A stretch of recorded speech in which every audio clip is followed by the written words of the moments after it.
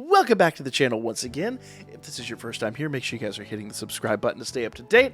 And if you're enjoying the commentary or even the layout, make sure you hit that old thumbs up button to let me know this is the kind of content you guys enjoy watching. Now, to get into it, we are back on the tour of the Garden Railroads here. I filmed these back in May, and unfortunately this one, as you can see some of the aerial footage here, kind of got lost, shall we call it? We had to do some scouring for quite a bit of time for some SD cards that may have gone missing. And SD cards are very small. Took a while to find them, but here they are. And these aerial shots were absolutely, like, to me, one of the fundamental keys. Because you'll see here, this is a huge layout. And it's got this beautiful kind of garden area here in the center. And this big pond that's really like the forefront of everything. And there was absolutely no way to really get the proper perspective on this without having some kind of aerial equipment. So I'm really glad we were able to get these shots for you guys, because these were absolutely beautiful. But we'll get back into that here in a moment. Let's talk about the locomotives that they're running here, because we're following around this little Alco S2. I love this shot right here. We're just going to do the over the top and spin around. So that this Alco S2, which was basically doing the majority of the work, as you can see there was a little Jeep there, and this 260, which I don't know why it wasn't in production, but wasn't quite in production here. And of course we've got the, I'll call it the pseudo Super Chief. Wasn't quite the Super Chief, as you'll see here in a moment, but it was close enough. Fun fact about that, this was actually running the outer perimeter. We'll talk about the layout here in a moment, but it was running the outer perimeter just before we got there, and then one of the train cars decided to take, let's call it a high dive off of this bridge. So they kind of took the train out of production for the rest of the day. But over here, you'll see a little bit of modern. It's a little old, little new. We got a Jeep. We've got some SD40 BNSFs. Knows most everything's either Burlington Northern or Santa Fe or BNSF or something of that region. You'll see this Jeep leading a train of intermodals over here, modern intermodals. And off in the background, you actually do see, I believe that's an F3. I didn't really get a good shot of it, but I think that's an F3. I could be wrong. So there's just, like I said, a little bit of the old, a little bit of the new. And even to go along with that, you'll see this kind of siding that goes off the back here. And goes into an old, I'm guessing this is an old portion of the layout that's, they got this tunnel made out of concrete block. I'm thinking that was, I didn't confirm it with them, but I'm thinking that was an early rendition of the layout that maybe they just don't use anymore. But I really love the, especially with the modern aesthetic of some of these locomotives, how you often do find portions of track that just have been grown over and that just aren't used much anymore, and that are just used as sidings or maybe even just abandoned. It happens. It does. So I really loved that aesthetic of this, and it may be unintentional, but it thought it was really, really awesome. So back to the Alco, you'll notice it's going basically around the perimeter of the pond, and then it kind of goes down around the north side of the layout and kind of back around again. And as we get back over there, you'll notice that's like a triple track. Basically, here's another shot of the south side of the pond as it just goes around, skirts around the interior. I love these little S2s. They're just, you don't see a lot of these, honestly. You know, you see the SD70s, you see the Jeeps, you even see the F-Series, but you don't see those Alcos too often. But now we're going to get into, the rest of the layout. We got this little, I believe it's a 44-ton right there. And next to the Buck Ice, I forget what the whole story, there was a whole story behind the Buck Ice, and I don't even remember it. I'm sorry. It's been a couple months since I filmed this. But let's talk about the outer portion of the layout, because you'll see that the bridge for the Santa Fe kind of goes around here. We got some old Pullmans off here on this siding, but the Santa Fe was actually running the outer perimeter, going around this little village area. So this is the south side. There's a tree line behind the pond, and then you'd have the Santa Fe or whatever's running that other side kind of coming around and through this little village here.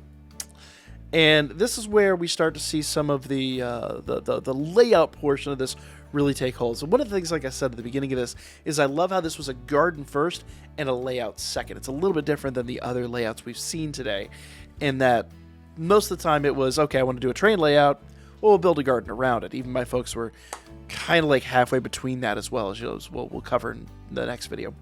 But this was clearly a garden first, And then they found a way to manipulate it to have these little villages here. You'll see this little church off to the right here. Back up in here, there's another little town that's siding with the Pullmans, comes down through this little path. That is a path, but I didn't want to utilize it. That's why I used the drone footage. I really did. No one else was using it. There were several other people here, and I don't want to, I don't want to be rude and impose. But they were very cool with me running the drone. They thought it was actually the neatest thing. So, and the other thing is, since I'm on the subject of the garden portion of it, you see how they kind of trim the shrubs so that the trains just kind of skirt right under it. Like there's enough clearance just for the train, and I think that's really, really cool. It kind of, once again, gives you that aesthetic of garden first, railroad second, which is most of the time it's the other way around.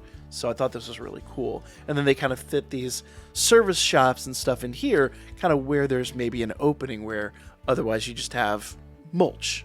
So I really adore that portion of this build. I thought it was gorgeous. And of course, like the pond doesn't hurt either. So we get down here, the two tracks split off. Now, there is the southern track, the track that kind of goes up here. That does loop around, as you can see, and goes to that bridge where the Santa Fe is. And underneath all that, you can see the Alco coming through, and the Alco passes just underneath that,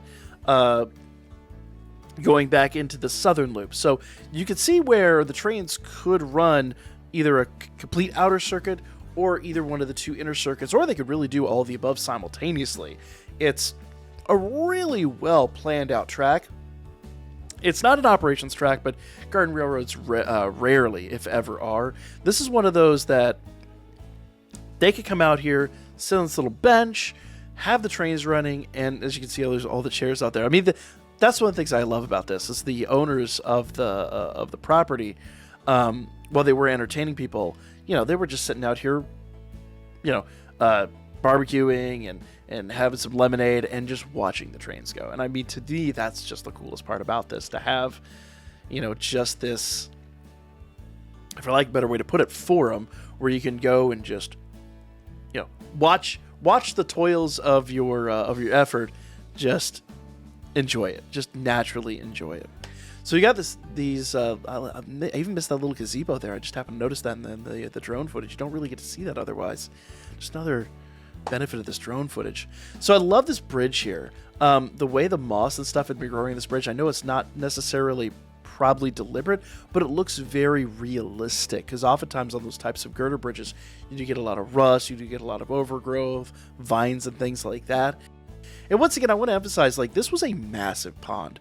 This pond was huge, it was deep, and it's one of the unique aspects of this layout that I just adored. It was easily for me the most important portion of the layout, because it was the centerpiece of the layout, and everything kind of intertwined and worked with it. I just could not get enough of this layout. I think we filmed this for close to 90 minutes. But really, if y'all did enjoy this, everybody in here is part of the Garden Railroad Society, which I believe is a division of the Piedmont division of the National Model Railroad Association.